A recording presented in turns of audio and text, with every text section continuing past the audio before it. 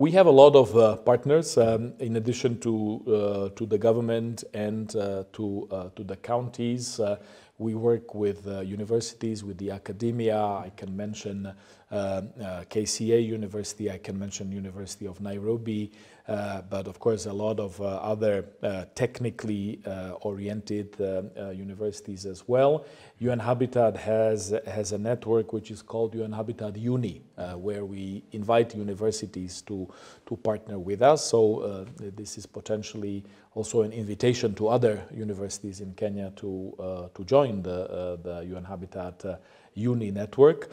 Then we have a special platform for the private sector, because private sector, of course, brings often the innovations, but also brings investment. And the future of the cities without investment is simply unimaginable. And the platform that we have at UN Habitat for engaging with the private sector is called World Urban Campaign. Again, we create opportunities and ways and means for the private sector to engage with us, including on the topic of smart cities, where we are teaming up with some of the key players that of course provide digital solutions and other innovative technical solutions for the cities of the future. And in many ways, Kenya is a trailblazer of some of those developments. Everybody knows about M-Pesa. Of course, this is not necessarily limited to the cities, no? But even in Europe, we all know that in Kenya you have the highest level of mobile financial transactions in the world. So certainly these are the ways how anybody can partner with us.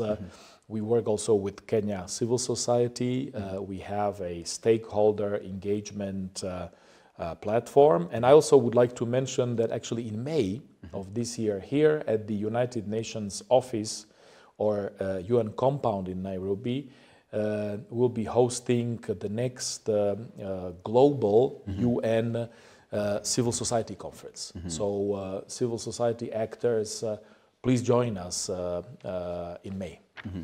Thank you so much. Well, and us to indulge in another conversation still altogether on matters decent housing. When you talk about decent housing, because this has been a conversation that we've had, when you talk about decent housing and sustainable cities, they go in hand in hand. But in Kenya, the issue of sustainable fashion has been quite controversial. Maybe could you maybe elaborate how crucial decent housing is? And now when you talk about now affordable housing that we have in Kenya, what is the, is decent housing affordable housing? And is there any other way maybe that we can achieve decent housing without affordable housing that maybe that we are having currently? Yes, the housing conversation is absolutely crucial in Kenya, in other parts of Africa, but in many other parts of the world, including Europe or my own country, where we also have a lot of discussion about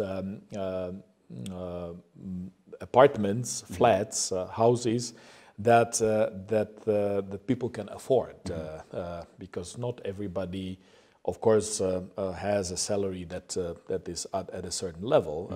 Not everybody can afford mortgage or can afford to invest. And of course, you have, in every society, you have people that need the support and that need to have certain schemes that allow them to have access to what you just call decent housing.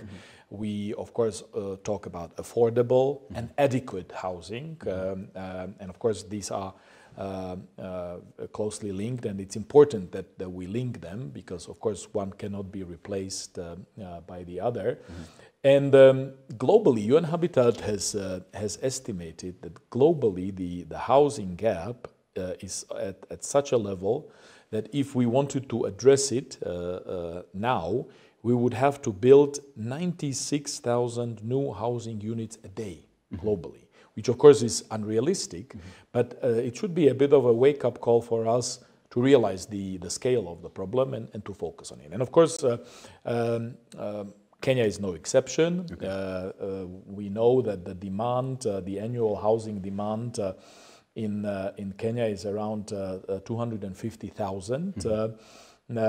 And there is a supply of about 50,000. So of course the gap is around 200,000 annually. And that's why, of course, we applaud the government and His Excellency the President prioritizing this particular issue. And we work very closely with the government, with the President on this particular issue by, again, supporting them with the expertise on all these issues that I'm talking about, on ensuring that whatever is done, whatever is planned, designed, foreseen, is done in such a way that that it takes into account various other developments, socioeconomic trends, demographic trends, but also natural conditions and potential climate developments.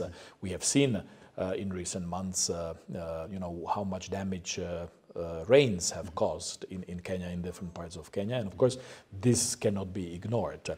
We in UN Habitat have two experts from the Kenyan Ministry of Housing. They are with us in our team, so we have an everyday conversation with the Ministry of Housing, ensuring that the focus on this issue, of course, is maintained. We are also helping Kenya mobilize additional resources. There is a joint project that UN Habitat is implementing with the government of Kenya that is supported by the European Union delegation here in Kenya with the amount of about 8 million euro. Plus, there is also a lot of interest and support coming from the World Bank. So these are some of the practical issues that we are helping the government with in order to accelerate, because obviously their intention, their goal is to accelerate the building of new housing units. But I have to, of course, emphasize the new housing units have to be built in a sustainable, inclusive, and green way, taking into account the needs of the people, not only today but also tomorrow.